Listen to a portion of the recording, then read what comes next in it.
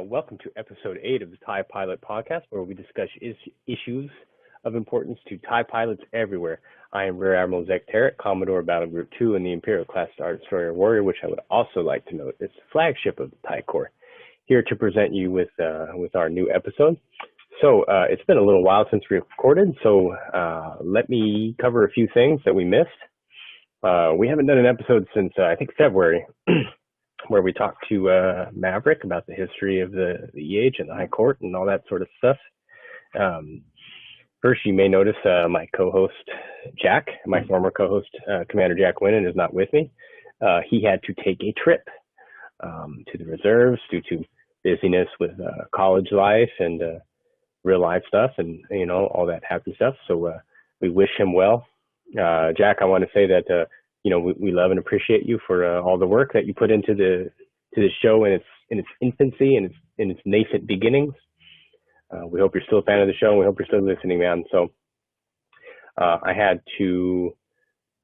got busy myself with real life stuff and was made Commodore of the Warrior. So thank you, Cliff, for that poor decision. So I thought about going it alone for a little bit here, but we decided against it, and I solicited for a few people to come join me and help host this show with me. So I settled on our social media beast of the TIE Corps, the beautiful, lovely, and talented General Doyon. Doyon, thank you for joining us, and congratulations on your promotion. Thanks. All right, so really an honor to be the co-host of someone that great as you, Zekk. Is there another Zekk here? All right, so what we're doing here is, you know, in the TIE Corps, we're combating rebel terrorism every day. Young Imperial men and women are out there putting their lives on the line and making the ultimate sacrifice for the freedom and security of the galaxy. But what really matters more than anything is that we look good while doing it. We need nice uniforms, right? So here today, we are here to discuss the new uniform generation tool that we have, Tempest Tailoring Tool 3, or T-Cubed, as I have taken to calling it. So we are here to welcoming here. We are not here to welcome, we're already here. We are welcoming here the Internet Officer, Fleet Admiral Turtle. Turtle, thank you for joining us. Hey, good evening. How you guys doing? Another day in paradise, man. And the person who spearheaded the project, Lieutenant Commander SkyShadow of Sin Squadron on the Warrior, back from the dead. Thank you, Lieutenant Commander. Hey, thanks for having me. All right, so I wanted to just start us off, like, you know, I remember when I started using TTT2, it was a real pain in the ass to get up and running a little bit. It didn't look great. I did finally get it running, thanks to some effort and asking in the Discord. But what made you start it initially? Crikey. So really, it started probably days after I came back to the EH, as you said yourself. I'd been a member of the club sort of way back in the early noughties, and then I rejoined again, came back from the reserves sort of April last year, I think it was, and it was under the now General Doyon's gracious command, and one of his first requests when I first got to the squadron was to write a bio, and I think that went out to everyone. It was just a bit of a spiel about who we are, what we did, sort of thing, and, you know, just to get a feel for everyone on the squadron. And I remember distinctly I put that I was a software developer as sort of my work there, and literally a few hours after that, it was actually Lieutenant Colonel Kyle Crowan got straight in touch with me, and he's like, we've got some problems with Tempest Tailoring Tool at the moment. We want to change the trim color, I think it was, for Wing 2 on the Warrior. Would you mind having a look at it? So I was like, yeah, sure, of course. I'll see what I can do. Can't promise anything. So I sort of dug through the files, found a bit of the code, and it looked familiar. So I tried a few things. It worked, and I gave him 3 lines of code to ping back to them. And he was ecstatic with it. It was like, oh my God, that's amazing. We've been working on this for days. We couldn't get our head around it. And then he was like, would you be willing to look at some other things for us? I was like, sure, what do you want? And he brought to light that things like the Legion of Skirmish and I think it was the Medal of Scholarship were missing from Tempest Tailoring 2, and if there was any way I could possibly add that. So again, I kind of went off and looked at it, and I think a few weeks had gone by. And I'd had no success at all. I got back in touch with him. I was like, no, the only way you're going to get these medals added is if we build it from scratch, because it's all hard baked into the program. There's no way of getting at it or manipulating it. He was like, oh, right, okay, yeah, that's interesting. Could we do that? And I was like, maybe. That was a hell of an ask at the time. Yeah. Anyway, this is still April. I'd only been on Beta Squadron for a couple of weeks at this point. It's like, right, we're going to have a Discord meeting. We'll set out some user requirements, and it was all, sort of steaming along. And I've still, I was digging through the old files from last year, and I've still got a little text file, and it's called Meeting Notes. It's got 5 lines off the back of our discussion, and it was fix the auto trimming colours, add the Legion of Skirmish and this Medal of Scholarship, decompile TTT2, which I completely failed at, and research these 3D files behind it, which I completely failed at as well, and start a beta, which probably should have been an alpha, but whatever. So again, I went off, started doing a bit more digging, looking into things, found a lot of failure at every corner, to be fair. There was a lot of just sort of figuring out how it worked. Last time I used the tailoring tool, I think it was like tailoring tool version 1 back in the day. With wonderful flat 2D images. Yeah, can we remember that? And literally every single medal you got was hanging from your uniform, like some sort of if you had enough dictator. of them, they'd probably go off the end of your shoulder. So, geez, yeah. So anyway, I started sort of making a bit of progress. I found out how to launch the ray tracer using command prompts and things, and that, as daft as it sounds, was sort of the first sort of major step. So I was like, oh, okay, so I can do that. I can get it to load a picture. I found the templates that Tempest must have used to make it all behind the scenes, again, sort of just rummaging through the files. But there were still a few sort of big alarm bells. We didn't know how to do any of the 3D previewing things that the Tempest Tailoring Tool 2 did. Oh, that's a tongue twister. That's why I say T cubed. Yeah, we'll do T squared. We'll go with that one for its predecessor. And the other thing was the import functionality, how that all worked. And I'd experimented with just putting it into Google Chrome, the command, and you put your TIE Corps pin in it, and it would just spit out a load of numbers and gibberish at you, which was brilliant. So we were scratching our heads at that for a very long time, just trying to figure out what on earth all these numbers meant. And I remember having a spreadsheet with about 20 different TIE Corps members, and I was trying to work out what medals kind of lined up to what column. And it was pretty dull, laborious work to begin with. So anyway, we started putting out feelers. We did get in touch with Tempest. He was definitely one of our first port to call. And the immediate question there was like, can we have the source code? Because we'd like to make some changes. Because why would we want to remake something from scratch, which could take thousands of hours if we can just get the original and just update it quickly, which sadly he didn't have the code available. And then we asked him about 3D preview stuff, and he was like, no, you're going to have to make that from scratch as well. So at least we knew what we were dealing with at that point. I'm sure we got in touch with Dempsey as well at one point about the database numbers, but again, that kind of fell to a dead end. So yeah, a lot of research went into it in the very early days, and then we kind of got to sort of July time, and that's really when I can't remember what sort of triggered it, but the ball really started rolling then. And I've actually got again, going through my sort of chat history, trying to remember this whole journey. I've got a message that went out to Kyle, and it's our journey begins here. And I sent him a screenshot, and it's of T cubed, if we're calling it that, and it's literally. It's just a blank screen that says TIE Corps Tailoring Tool 3 on the top, and then the tabs. And there's no buttons, no writing, no nothing, completely bare bones under construction. So that was day one. And he was super excited about that. It's just like, oh, that's brilliant. I can't believe, we're sort of going ahead with it. So yeah, we kind of broke ground that day. We still had a lot of questions up in the air and a lot of no joy in trying to solve a lot of the big problems. But yeah, we cracked on with that. I put some pretty major hours in, I think, to be fair, because about 4 or 5 days later, already been about 50 hours in on work, so I was probably doing sort of 10, 12-hour days getting just a prototype ready to see if we had anything that we could actually work with. So yeah, some major hours. Luckily, I was available to sort of to do all of that. And then at this point, it was literally 4 days later, we had kind of a very, very rough working proof of concept. It had the config menu, had sorted all of that out, and then you could do your position and rank. And I think that was it. And it would spit out a uniform just in like your image viewer, really, really basic. But we knew we could do it. The door was open as far as we were concerned, and we knew it was a feasible sort of project.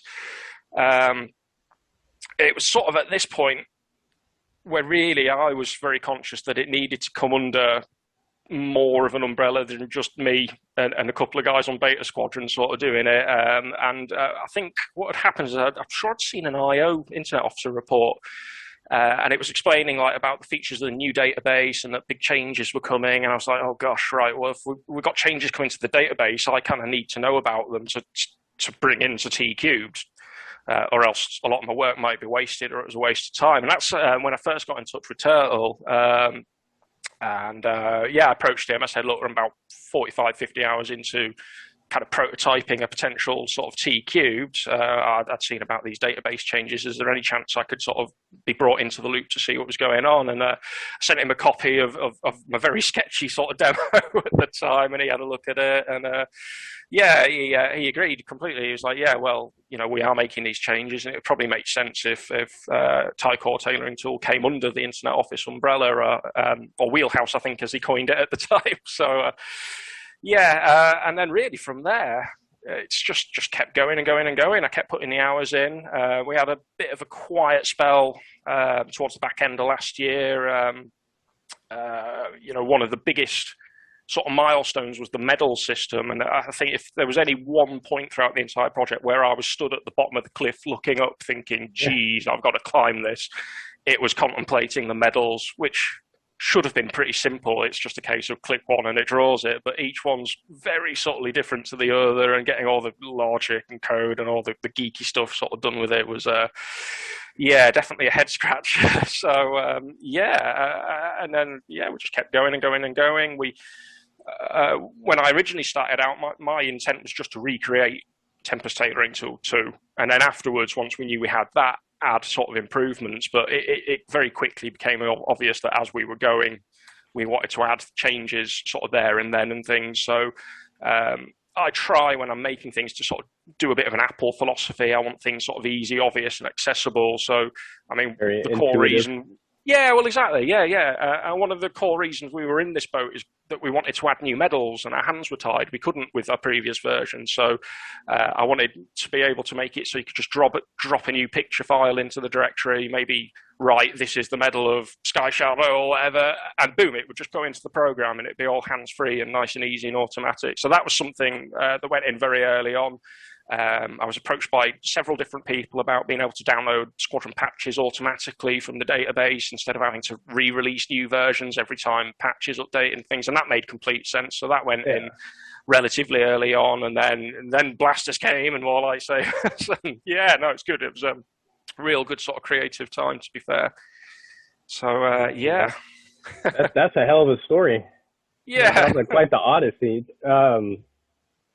Turtle, what role did you play in getting it? Were you just sort of coordinating the whole Internet Office, for lack of a better term? Yeah, so, I mean, just kind of the way that he described, that project kind of came across my radar when he approached me, and that must have been, July, August timeframe. And quickly realized that there was a lot of potential there. I think he sent me one of the very, early copies. I think that copy that he was referring to that sort of generated just, hey, here's the dress uniform with the rank and the positions on there. And that, got me super excited. Definitely from an Internet Office perspective, there was some API functionality that was kind of legacy API functionality that TTT2 was already dealing with. And actually kind of, ironically enough, we were kind of dealing with the same problem, but even on our end, looking at the code on, what is each of these fields that are being delivered with no description, what do these actually mean? And then what are they actually doing within the TTT2 application? because you would just have an obscurely named field that delivered a number that related to something in TTT2, but it didn't relate to anything on our database end. So it was this kind of weird translation. But I kind of saw as he was working on that, like I said, a lot of potential there. I got super excited just by those early copies of the application, and figured, yeah, absolutely. This I can put some command backing behind this. We can dedicate some resources to the project. We can make life a lot easier for him on the development side. Well, let's not try to reverse engineer this wacky old API. Let's just make a brand new one that's going to deliver exactly the information that we want to the application. So it's going to do what we want. It's easier coding on his end. And so kind of as that process evolved, we brought a couple more people on board. I was kind of bringing in requirements from the command staff and from the TIE Corps commander. We were sort of had a little internal working group on, hey, it'd be really nice if the application did X, and it would be much easier to use, for the user. And I can't remember how many issue feature between enhancement issues and bug fix issues, 80, 90 issues later. We kind of grinded through that queue, and not only, at the end of the day, we're delivering an application that kind of replicates the functionality we used to have in the old tool, but we've got some new stuff, and that's kind of nice, and it's a nice little upgrade from where we were. Right on, man. That's awesome. Go ahead. I'm just curious about the beginning of the process. I mean, as you said, the SkyShadow, you worked on what will be called TTT3 when you were in beta, and Turtle, how did you react when SkyShadow poked you? Was it on Discord? Was it an email? Yeah, I was actually just scrolling back here a minute ago. I didn't even think to look back on some of this stuff. I did my homework. Yeah, somebody did their homework. I guess I apparently didn't. I didn't. But yeah, he just pinged me on Discord and mentioned that he was working on this project, and I had kind of heard of it. Somewhere I might have seen it being discussed on Discord or something to that effect. So yeah, it was being chattered around. I remember. Yeah, so when he hit me up with it, it made a lot of sense. I was already kind of thinking, probably at a minimum, there's going to be some work that we can do on our end to kind of help support the application a little bit better. And then as we rolled forward, like I said, I just thought we'd be able to bring some of that command backing and help them out, with some additional personnel. I want to give most of the credit absolutely to SkyShadow, though. I mean, just like I put in his medal citation, nearly all of the coding within that application is the work that he did. We had some enablers in terms of 3D assets. I did some work with some of the 3D assets and scene files and testing and just kind of overall management. But the real grunt work of the application was absolutely on him. But then on the same note, like I said, the medals being one of the biggest challenges, you and the Internet Office doing the API for the medals, without that, the project could well have failed. So, no, it was absolutely a team effort as well. Absolutely. Yeah, there's so much love going around. It's beautiful. And it was everything between the original, very early kind of design concept of, hey, the piping colors for, this particular wing or this particular ship are wrong and we need to correct those. The timing of the project actually really aligned well with a time period of a lot of change going on within the TIE Corps in terms of some of the new awards and recognitions. And so it was really great to be in that opportunity to be able to enable the TIE Corps commander and his staff to kind of make some of those decisions on, hey, what are some things that we want to implement in the TIE Corps? Okay, now we actually have the actual ability to represent this stuff on the uniforms. And so that's been one of the really exciting, aspects of the entire project. There's all the geek stuff on the back end on, the API functionality and how it automatically synchronizes. And we've got the code so we can update it. But at the end of the day, it's really nice because now our members coming in and they're earning some of these new recognitions. Hey, they can throw that stuff on the uniform, and that's pretty neat.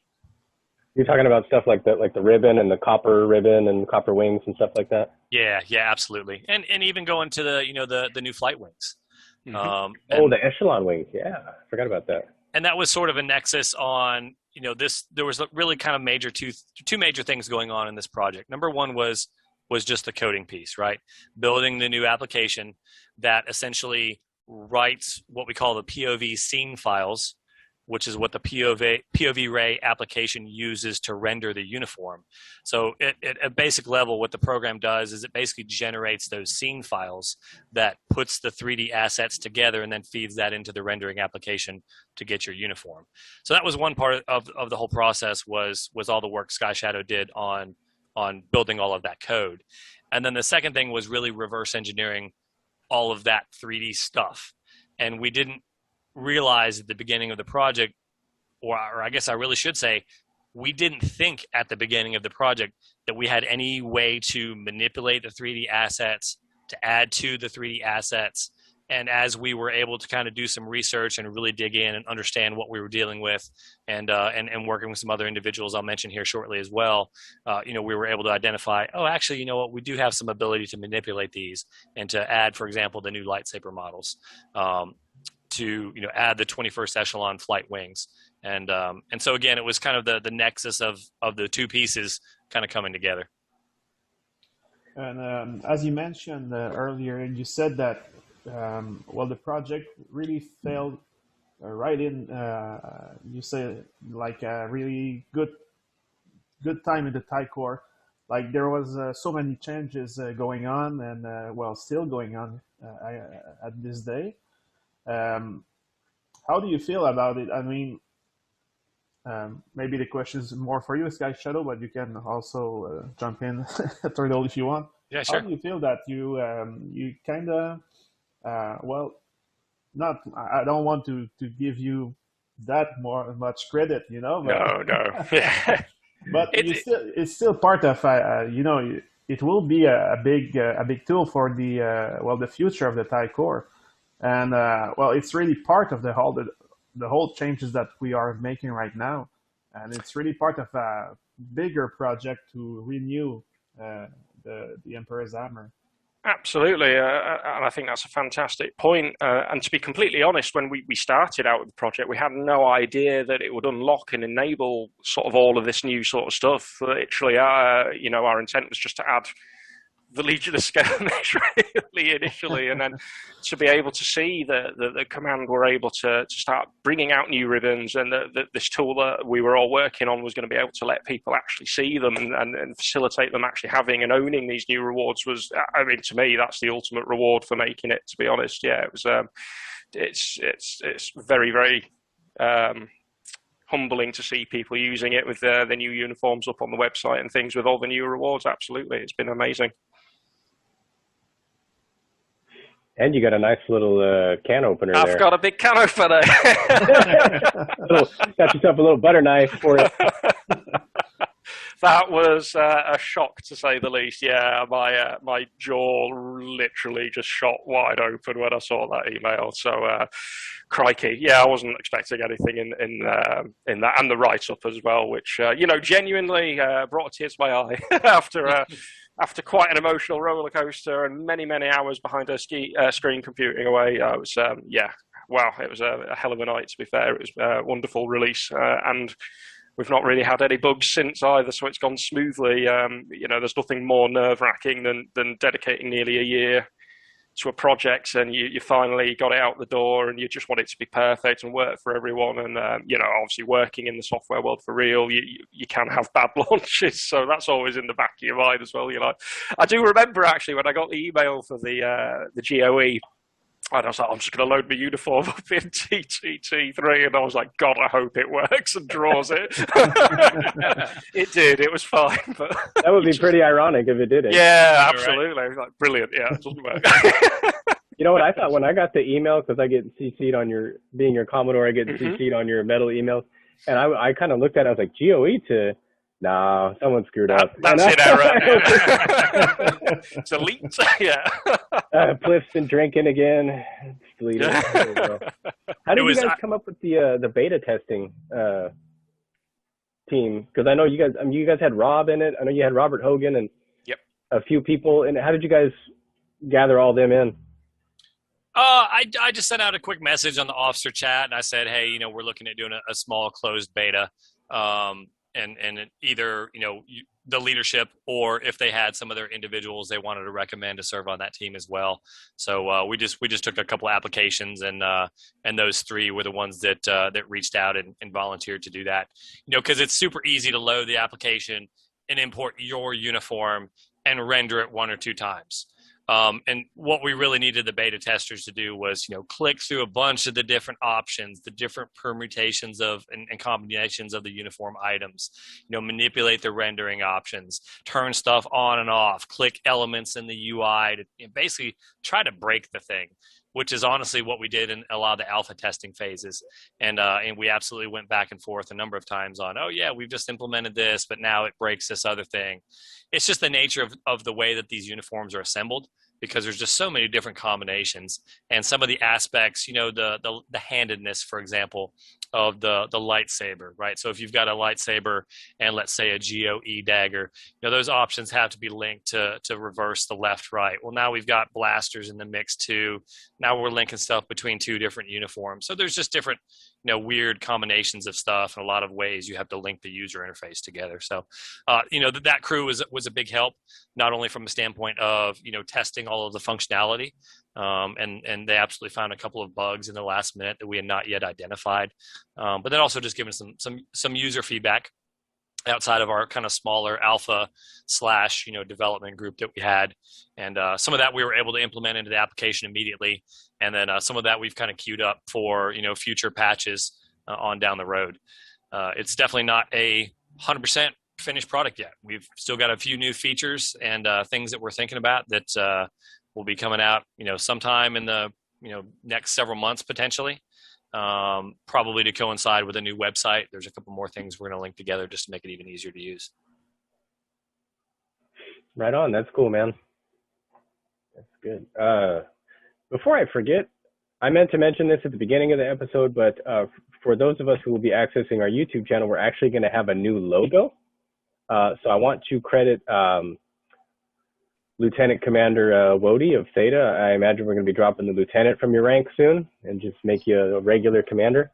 So I did want to, I think he got himself an IAR or something for that, or if not, Nice. He should have. I'll make a note. Make a note of it. Yeah, exactly. And I'm sure I'll have one in the mail for you guys too. I got to get myself an IAR somehow. I can put that on my uniform. There you go. All right. Well, I think we've hit about I think we're at around 20 minutes here. Doyon, you got anything to add, man? No. Well, thanks for the application. I mean, I've never used TTT2 before. Oh, right. So it's the first time I've downloaded the current version. I just need to download the Ray X. I'm not sure how to say it, but the 3D thing. And Yeah. For the first time, I will be able to see how I look like in a TIE Corps uniform. There you go. That's fantastic. I hope you enjoy using it. Hey, and before All right. we wrapped it up too, I just did want to kind of acknowledge, a couple of the other team members. They were in my report, but I'd be remiss if I didn't acknowledge them as well. We had Lieutenant Brazil.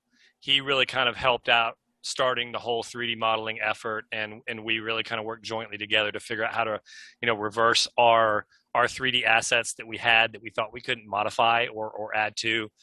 We sort of cracked the code on that, and he really pioneered the effort with some of the new lightsabers and 3D models, blasters, holsters, stuff like that. We had Captain Robert Hogan. He was really instrumental, as you guys know, probably a lot of the new award ideas and ribbon graphics and things of that nature. The genesis of a lot of that kind of started with him. He served on our test group as well for the beta test group. And then he's got some other contributions in the application as well in terms of some of the new ribbon devices and the new wings on the ribbons and that sort of thing. It's going to be Major Hogan soon, I think. Yeah, absolutely. Promotions all around. we had Sector Admiral Maverick, Colonel Stryker, and again Robert Hogan is our beta group. And then obviously we talked about SkyShadow, and I was honored to be able to write up the recommendation for his GOE. The application very much looks kind of similar to TTT2, and that was intentional. But the amount of work that actually went into the development of that and all of the work, cannot be overstated. So it was an honor to write that recommendation. it was an easy sell to the boss to sign off on it, and I was glad to be able to present that to you on behalf of the commander. Thank you very much. Right on, guys. Well, we appreciate you. We appreciate you guys joining us. We had an idea that's in the very, very distant future. We wanted to have November 11th in the United States is Veterans Day. We wanted to do a Veterans Day episode of the podcast and keep it, of course, very lighthearted. But we wanted to have as many veterans as we possibly could have on from all manner of countries. I don't particularly care. And record sometime in November, and we'd like to do that in the far distant future. So we'd love to have you guys back for episode 20, whatever number we'll be on. It'd be an honor. Thank you. Yeah, right on, absolutely. Guys. All right, appreciate you guys having us. Or no, we're having you. Sorry. Yeah. We appreciate you having us. So at this time, I usually, even though I'm about 6 months delayed, we tend to catch up on TIE Corps news at the end of the episode. But I think we've covered all the big news already. So today is International Star Wars Day. So if you guys have not gone and got yourself some sweet deals on Star Wars games, that I own practically every one on GOG already. So unfortunately, there's nothing for me to buy. But there's lots of hot deals on there. I think I'm not going to cover 6 months worth of news here. We've covered your Grand Order of the Emperor and TTT cubed, T cubed. I think that's about it. Doyon made General. He's still on the hammer, but nobody's perfect. That's fine. Well, Turtle, you were promoted a couple of months ago. That's right. Turtle's now a fleet admiral. Yep. From commanding that fleet from behind his desk. There we go. On the stalwart. Absolutely.